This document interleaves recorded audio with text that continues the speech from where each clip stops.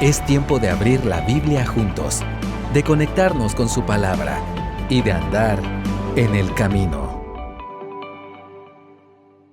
Lo hemos recordado un par de veces ya esta noche y yo no me quiero quedar atrás en recordar que estamos a poquísimos 3 días de Navidad. Y honestamente, a mí esta época me emociona mucho. A mí me gusta muchísimo esta época. Me encantan las luces, me encanta el ambiente que la Navidad pone o establece o instala en la sociedad. Parece que la gente está más contenta, está más amable, hasta dan vía en el tráfico. Saludan, sonríen. Es como si por este mes o al menos unos días viviéramos en otra realidad u otra dimensión.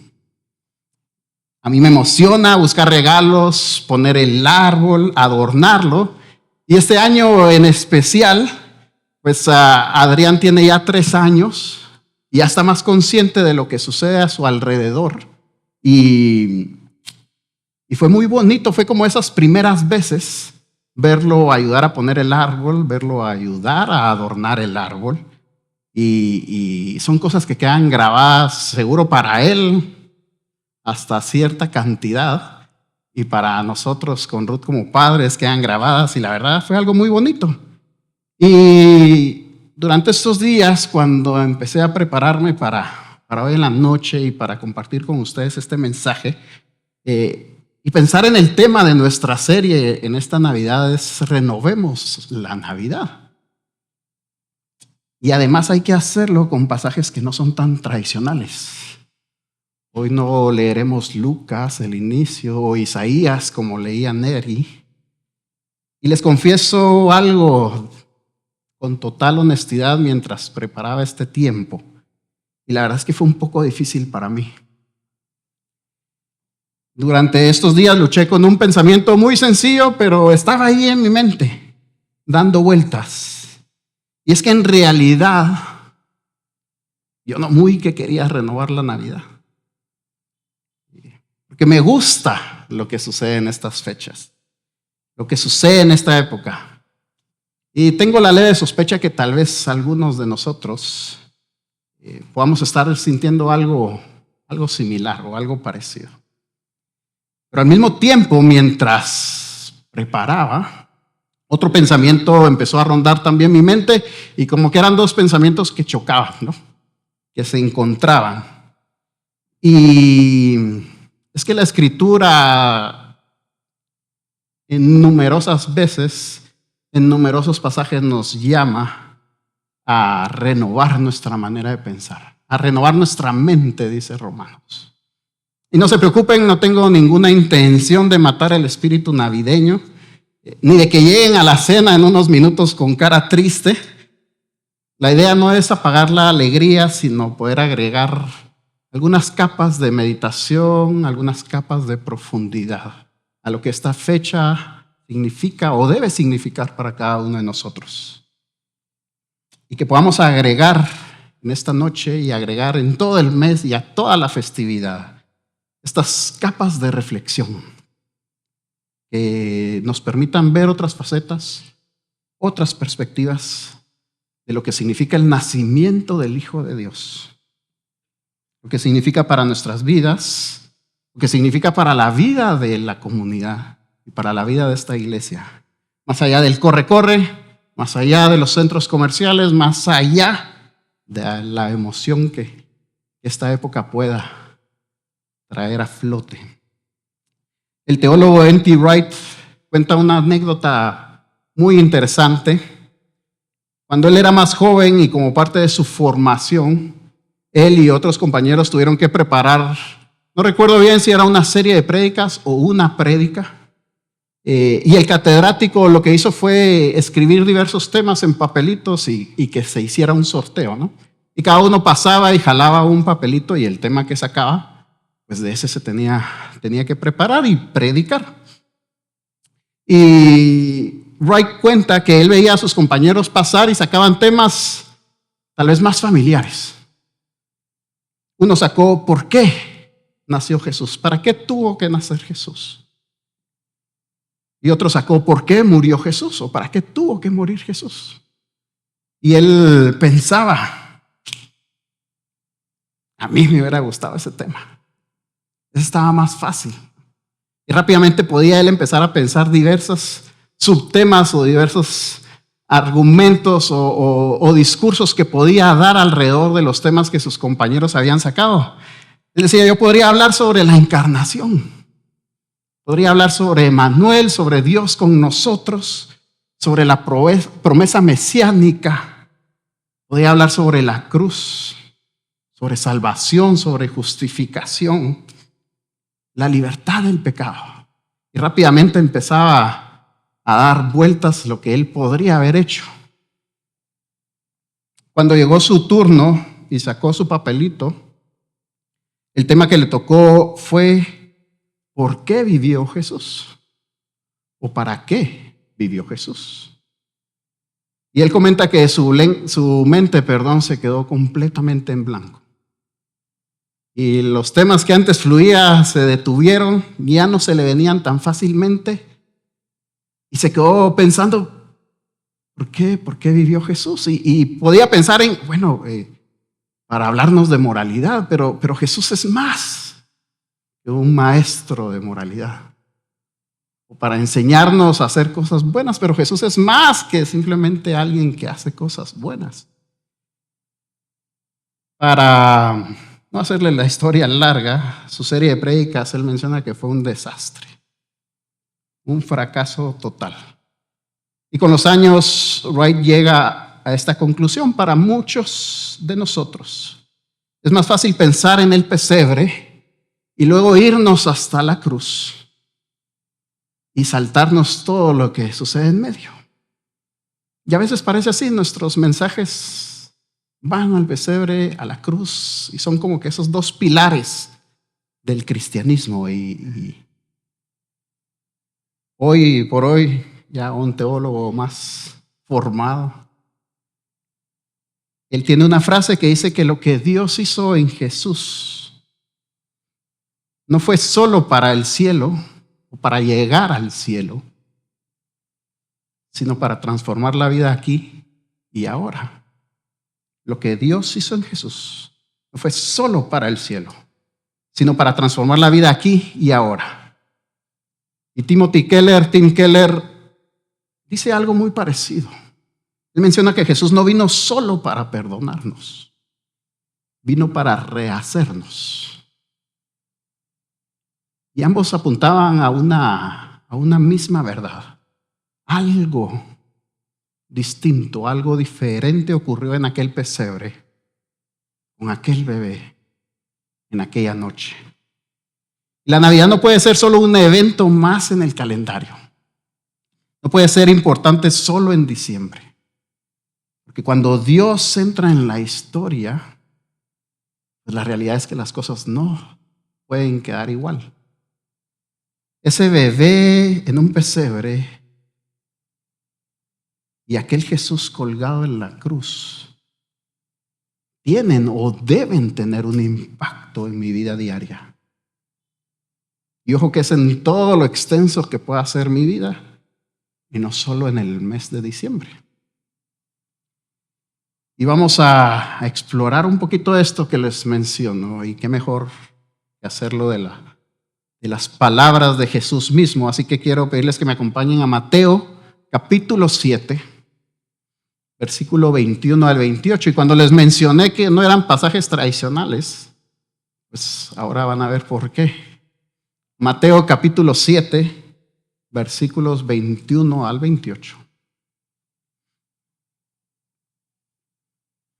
Yo leo de la Nueva Biblia de las Américas, Mateo 7, 21 y 28, y dice así: No todo el que me dice Señor, Señor, entrará en el reino de los cielos, sino el que hace la voluntad de mi Padre que está en el cielo. Muchos me dirán en aquel día, Señor, Señor, ¿no profetizamos en tu nombre? Y en tu nombre echamos fuera demonios, y en tu nombre hicimos muchos milagros. Entonces les declararé, dice Jesús, jamás los conocí. Apártense de mí, los que practican la iniquidad. los que hacen el mal. Otras versiones es los que van en contra de la ley de la Torá. Versículo 24, por tanto, y eso es en base a todo lo que hablamos, y vamos a discutir un poquito qué es todo eso. Cualquiera que oye estas palabras mías y las pone en práctica será semejante a un hombre sabio que edificó su casa sobre la roca. Cayó la lluvia, vinieron los torrentes, soplaron los vientos y azotaron aquella casa, pero no se cayó, porque había sido fundada sobre la roca. Todo el que oye estas palabras mías y no las pone en práctica será semejante a un hombre insensato que edificó su casa sobre la arena. Y cayó la lluvia, vinieron los torrentes, soplaron los vientos y azotaron aquella casa. Y cayó, y grande fue su destrucción. Cuando Jesús terminó estas palabras, las multitudes se admiraban de su enseñanza. Y dice el 29, porque les enseñaba como uno que tiene autoridad y no como sus escribas. Y Jesús en este segmento de la palabra y en este segmento de Mateo está terminando el Sermón del Monte. Y para que estemos en sintonía, quiero resaltar algunos puntos claves de este sermón. Es importante que tengamos en mente durante esta noche. En primer lugar, el preámbulo del sermón es un anuncio. Y Jesús lo que anuncia es que arrepiéntanse. Porque el reino de los cielos, el reino de Dios se ha acercado. Jesús llama a las multitudes y llama a la gente, arrepiéntanse porque el reino de los cielos se ha acercado. Y ese es el preámbulo, es la antesala al Sermón del Monte.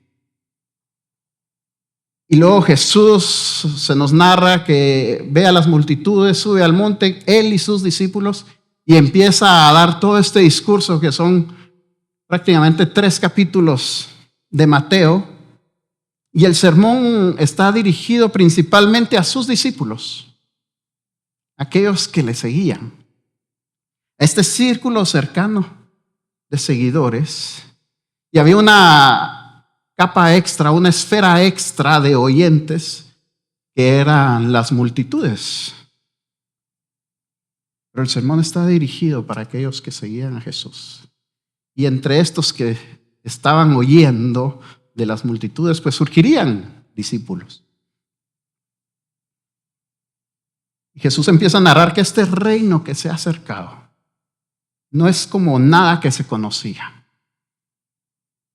Empezando con los integrantes de este reino, aquellos invitados a participar eran los marginados, los rechazados, los que han sufrido injusticia.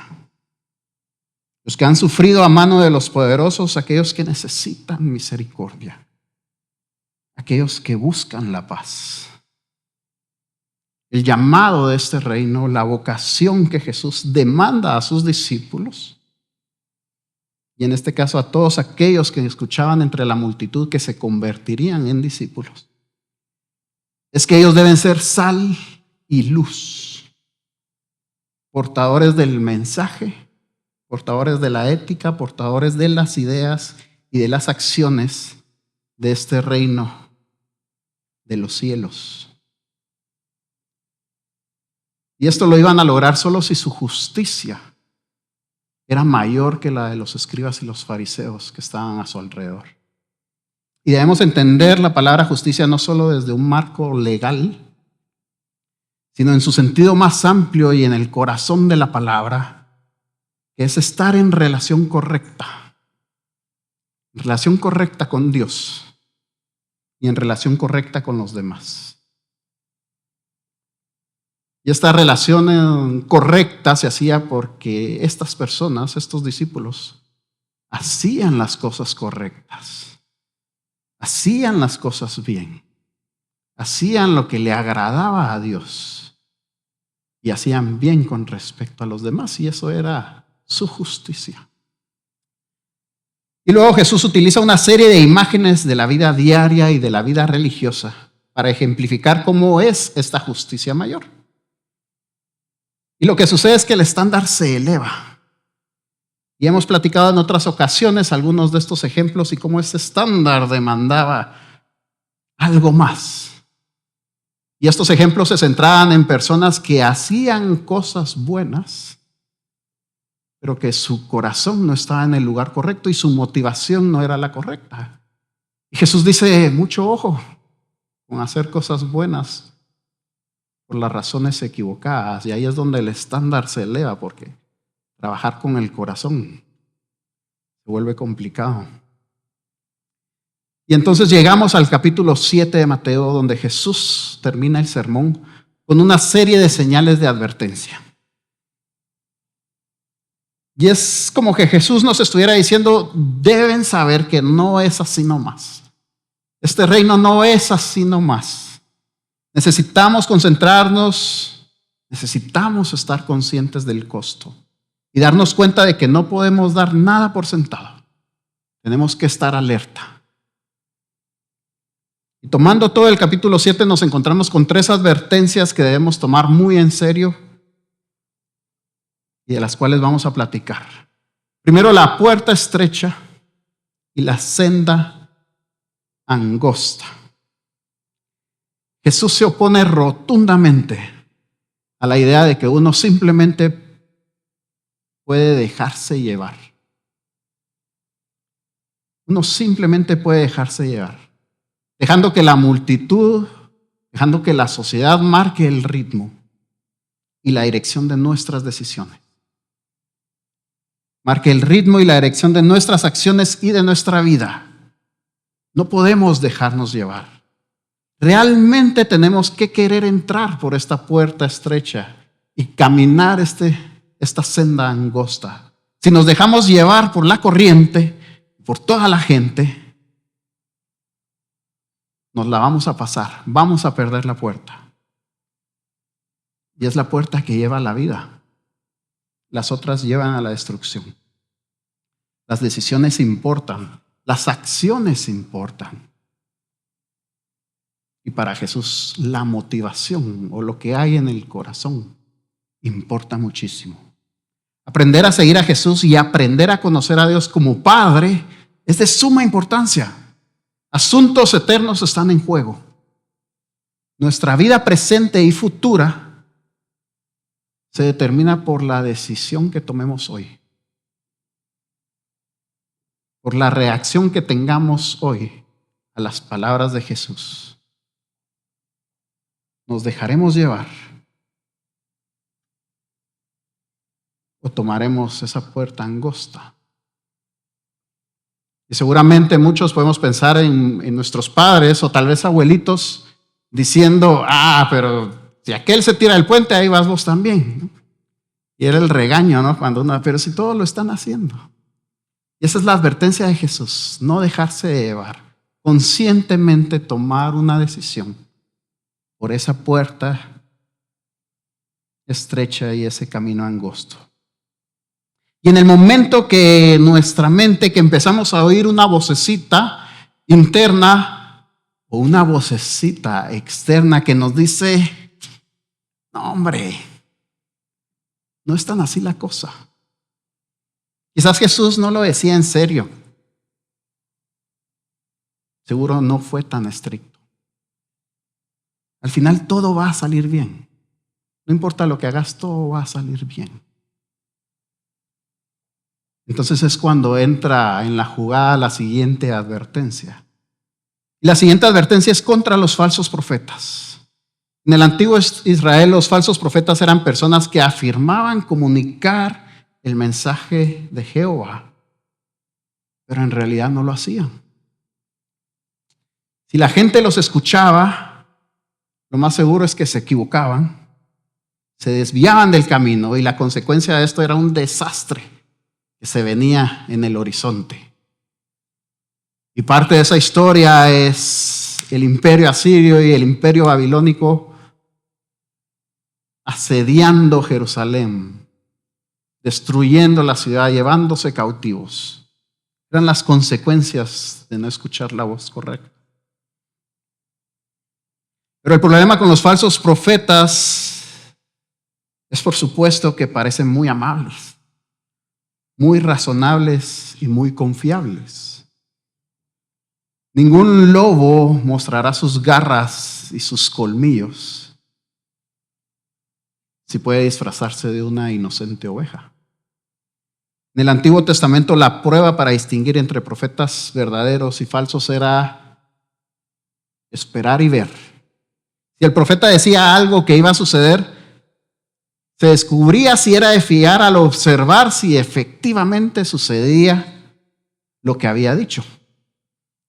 Si no pasaba, pues era descartado y hasta apedreado. La práctica era, vamos a esperar y ver si pasa lo que dice. Y Jesús nos presenta un método tal vez de detección más gráfico, quizás más rápido y hasta preventivo.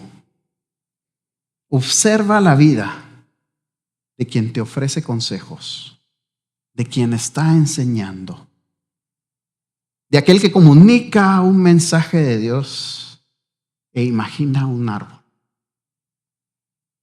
¿Qué tipo de frutos ves en este árbol? ¿Son frutos sanos? ¿Son frutos sabrosos? ¿Ves a otras personas nutriéndose genuinamente de él? ¿O de hecho los frutos que vemos son de mentiras, inmoralidad, avaricia, egoísmo? Ahora, lo interesante y lo crítico de esto es que este es un llamado no solo para los pastores, no solo para aquellos que se paran al frente a enseñar, sino es un llamado para todos los discípulos, para cada uno de los que estamos aquí. Porque todos tenemos esa tarea y todos debemos tener esa vocación de comunicar las virtudes y las verdades de Jesús. Así que este filtro de buenos frutos cae sobre todos nosotros. ¿Qué tipo de árbol estoy siendo yo? En mi vida privada, cuando estoy solo en mi casa. ¿Qué tipo de árbol estoy siendo yo para mi familia, para mis amigos, en la oficina, en el trabajo, en la universidad? ¿Qué tipo de árbol estoy siendo yo en esta comunidad? El llamado es una maratón y no un sprint. Es una constancia a lo largo de toda mi vida en producir fruto bueno y no solo un momento. Y la advertencia es porque en aquel día muchos dirán, pero Señor, y en tu nombre profetizamos, y en tu nombre echamos demonios e hicimos muchos milagros. Las obras poderosas no son la indicación definitiva de si alguien realmente pertenece a Jesús o no. El fruto no puede ser simplemente exhibiciones espectaculares de un aparente poder espiritual. Lo que importa es algo más profundo, algo más personal. El fruto de estos árboles buenos es una vida que bendice, una vida que nutre y que da vida a otros. La advertencia final y con la que Jesús cierra el sermón nos avisa que se avecina una tormenta para todos. Se viene un diluvio y lo que determinará si nuestra casa se sostiene y perdura, lo que determinará si mi familia se sostiene y perdura, lo que determinará si esta comunidad y esta iglesia se sostiene y perdura, es lo que cada uno de nosotros decida y lo que como comunidad decidamos hacer con las palabras de Jesús. ¿Qué hacemos con todo lo que Jesús expone en este sermón y expone durante toda su vida? ¿Qué hacemos con el reto, el llamado, la vocación de este reino de los cielos que se ha acercado? ¿Las pondremos en práctica o no? ¿Seremos obedientes o no? Y el llamado que hace Jesús es: confíen en esta roca aquel que es capaz de dominar las aguas y calmar la tormenta. Se avecina una tormenta, pero ¿dónde pondrán su decisión hoy? Si edificamos nuestras vidas sobre la enseñanza de Jesús y de nuevo diariamente decidimos ponerlas en práctica, seremos parte de la casa que perdura para siempre, el reino de los cielos. Ahora, mis hermanos, ¿qué significa esto para nosotros? ¿Y qué significa para esta época de diciembre y de Navidad? ¿De qué manera este pasaje, las palabras de Jesús, las advertencias de Jesús, su ejemplo que podemos ver en el resto de los evangelios, de qué manera deben transformar nuestra manera de ver este mes, nuestra manera de ver la festividad? Y deben transformar la manera como desarrollamos nuestra vida individual y nuestra vida comunitaria. Quiero que pensemos y quiero dejarles un principio que podemos derivar de lo leído y de lo que hemos meditado hasta ahora. La Navidad es una interrupción en la historia de la humanidad. Ya lo vamos a explicar un poquito más. Es una interrupción en la historia de la humanidad. La Navidad es más que la tradición a la que tal vez nos hemos acostumbrado. Y que, como les decía en un principio, una tradición de la que a veces es difícil desprenderse. La Navidad es la irrupción de la historia de Dios en nuestra historia.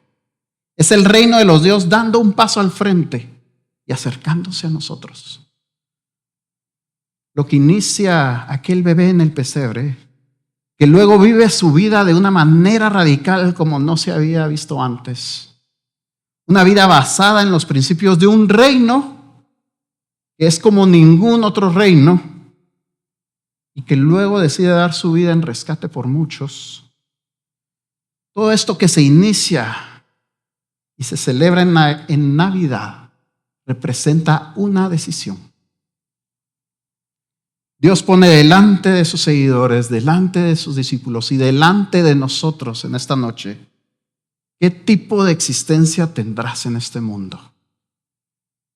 ¿Qué tipo de historia vivirás? Si no permitimos que nuestra Navidad y nuestra celebración salga del molde tradicional, simplemente estamos reproduciendo un ruido social y un ruido religioso. Simplemente nos estamos dejando llevar.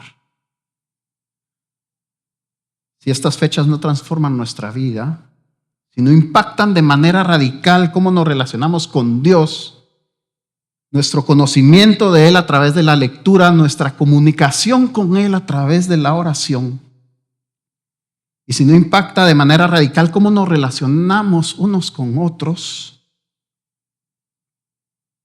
buenas relaciones en mi familia, buenas relaciones con mis amigos, buenas relaciones con mi congregación y principalmente y especialmente buenas relaciones con aquellos que la han tenido más difícil, marginados, abandonados y necesitados. Y simplemente nos hemos dejado llevar por lo que todos los demás están haciendo. Y la mayor transformación que sufrimos es que por un mes estoy un poco más contento y alego menos en el tráfico. Entonces, mucho cuidado y mucho ojo.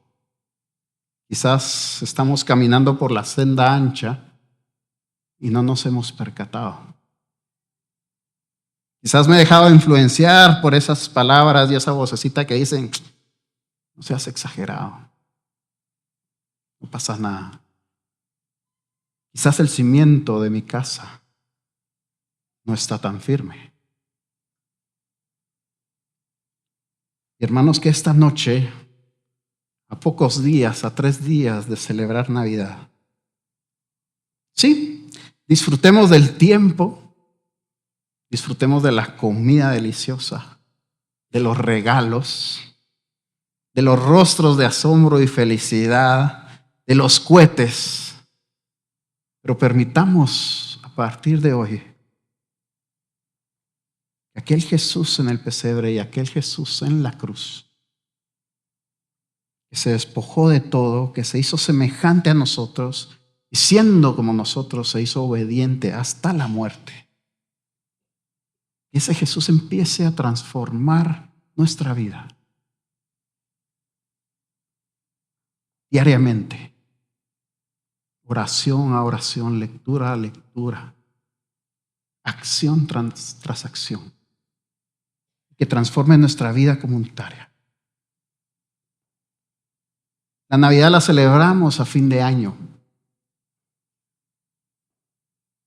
pero debe ser el inicio de una vida transformada y debe ser el inicio de una vida de acuerdo a la vocación a la que hemos sido llamados.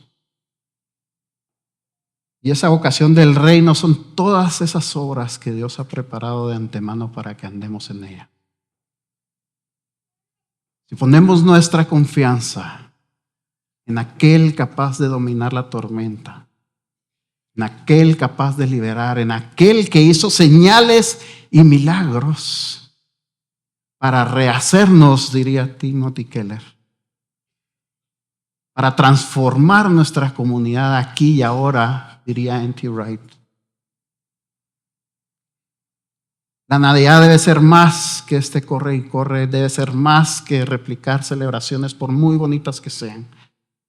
Debemos dar la oportunidad de renovar nuestra mente, de renovar nuestro corazón y considerar cómo ese pesebre que termina en una cruz debe transformar mi vida diaria. Cómo transforma la manera en que yo trato a mi familia, a mis amigos, cómo trato al que me pide un quetzal en el semáforo o me quiere limpiar el vidrio. Cómo trato a aquel que necesita ayuda. Y Santiago posteriormente explora un poco de estas palabras y dice, no sean, hacedores de la palabra, no solamente oidores. Y ese es el llamado transformador de Navidad y es el llamado transformador de aquel pequeño bebé en un pesebre. A impactar nuestra sociedad, a transformarla. No solo a ganar ese perdón que así es. Y gloria a Dios por eso. Pero nos llama a una vida transformada día a día. La Navidad debería estar en nuestra mente y en nuestro corazón a lo largo de todo el año. Sin la quemazón de cohetes, sin la corredera en centros comerciales. Sino siendo esas manos y esos pies de Jesús. Mientras disfrutamos el resto de la noche, mientras nos gozamos juntos, mientras seguimos celebrando, agreguemos esta capa extra de profundidad a nuestras acciones y a nuestros pensamientos. No solo esta noche, no solo en 3 días. En Año Nuevo, en febrero, en marzo, en Semana Santa, en el Día de la Independencia, a lo largo de todo el año y a lo largo de toda nuestra vida. Por favor, cierren sus ojos. Vamos a orar. Padre, de nuevo muchísimas gracias por aquella noche que decidiste encarnarte. Y como narra Filipenses, decidiste dejar todo, dejar tu gloria. No estimaste el ser Dios como algo a que aferrarte, sino que te despojaste de todo y te hiciste siervo, te hiciste semejante a nosotros. Y aún estando en semejanza de nosotros, decidiste humillarte hasta la muerte. Y ese pesebre, ese ejemplo, aquella cruz, lo que nos muestra es ese principio de que pusiste el interés de todos los demás, incluidos los que estamos hoy reunidos. Pusiste antes que tu propio interés, que tu propia comodidad. Y ese es el reto de la Navidad.